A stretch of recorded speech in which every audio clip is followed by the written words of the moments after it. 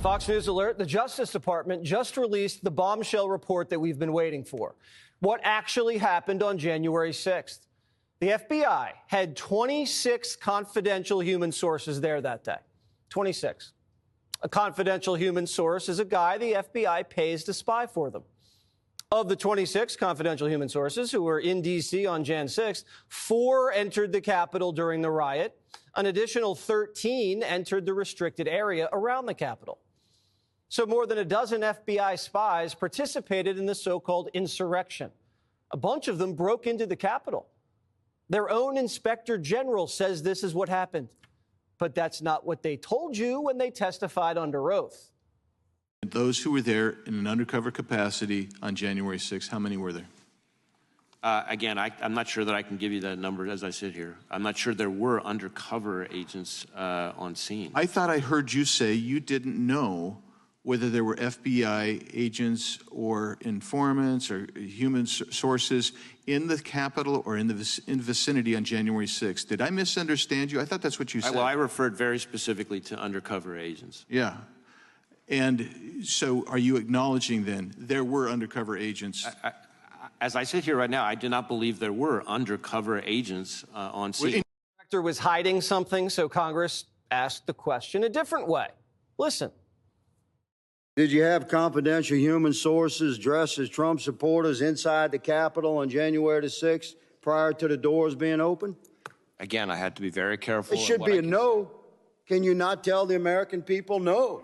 We did not have confidential human sources dressed as Trump supporters positioned inside the Capitol. Gentleman's time has expired. You should not read anything into my decision not to share information. Director Ray, confidential human gentleman's sources. time. Ray's right. The FBI didn't have undercover agents at January 6th. They had confidential human sources. So what's the difference? Well, a confidential human source doesn't get health insurance or a pension. They're just freelancing for the feds. Rats in MAGA hats. They're basically paid informants that the FBI runs out of headquarters. A lot of these FBI rats get picked up on some other charge. They get sat down and the FBI says, you're going to work for me now. And if you don't, you're looking at 20 years to life. So these guys say, yes, sir. And they cozy up to people like the Proud Boys and anyone the feds wants to watch and control from the inside. And these confidential human sources are under pressure to deliver. What does deliver mean? It means intelligence and big busts that get the FBI good headlines. According to the Inspector General report, the spies were feeding the FBI intel that said January 6th was going to get a little hairy. But FBI headquarters did nothing about it and then lied to Congress and said they did. So why did headquarters let January 6th get so out of hand? And what were all these FBI spies doing that day and the days before? Were they riling everyone up like they did in the Gretchen Whitmer kidnapping plot? In that case, the FBI informants instigated the plot. They even used an FBI credit card to buy the ammo, supplies, and hotel rooms. Did the FBI pay for Jan 6 hotel rooms? We don't know. Remember, the media and the Democrats said this whole thing was a conspiracy.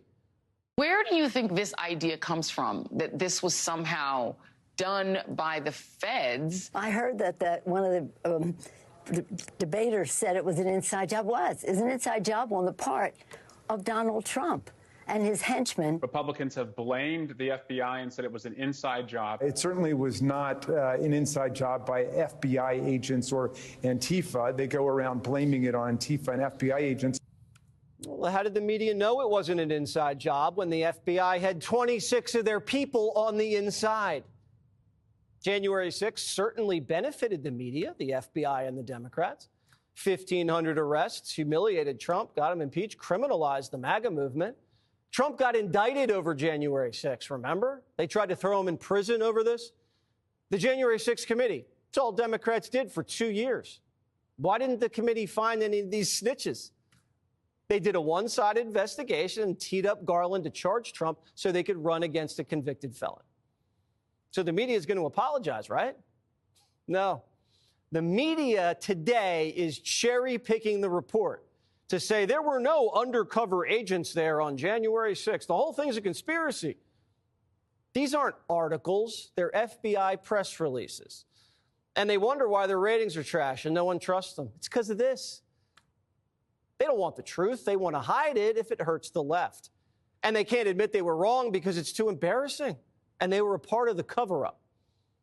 But the FBI is worse than the media. The FBI knew what was in this report. They covered it up before the election. And then the director says he's resigning the day before it comes out. Give me a break. This kind of sliminess is why Trump nominated Kash Patel. I wonder what else Kash is going to find in the bureau when he looks under the hood. As a former federal prosecutor and a public defender who defended a lot of these types of cases, what you need to show is whether or not the FBI and government agents were using undercover operatives and informants on the day of January 6th. Once you prove that, then you defeat the insurrection narrative with the FBI's own documentation. And what does this report do to the January 6th defendants? None of the confidential informants were arrested or charged. These guys were right alongside everyone, walking into the Capitol. But you're in prison for years? Now, if you're a defense attorney for a Jan 6er and this drops after the case was decided, that could change everything. Constitutional law professor Jonathan Turley says this, quote, "There is a question of why the confidential human sources who entered the Capitol were not charged as part of an operation that the Justice Department described as an effort to shock and awe, targeting everyone involved that day.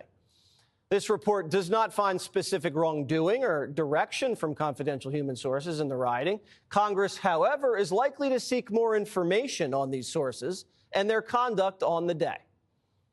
Are you allowed to commit crimes as a spy for the FBI and not get charged? Because they said this was the greatest attack on democracy ever. Said it was up there with 9/11. Traitors, they said, seditionists. They're off scot-free. You can try to overthrow the government if you're an FBI rat and just walk away. Congress has to find out. And what does this mean for pardons? I mean, the Hunter Biden pardon already greased the runway for Trump, but this report's all the ammo Trump needs. He told Time magazine, it's going to start in the first hour, maybe the first 9 minutes.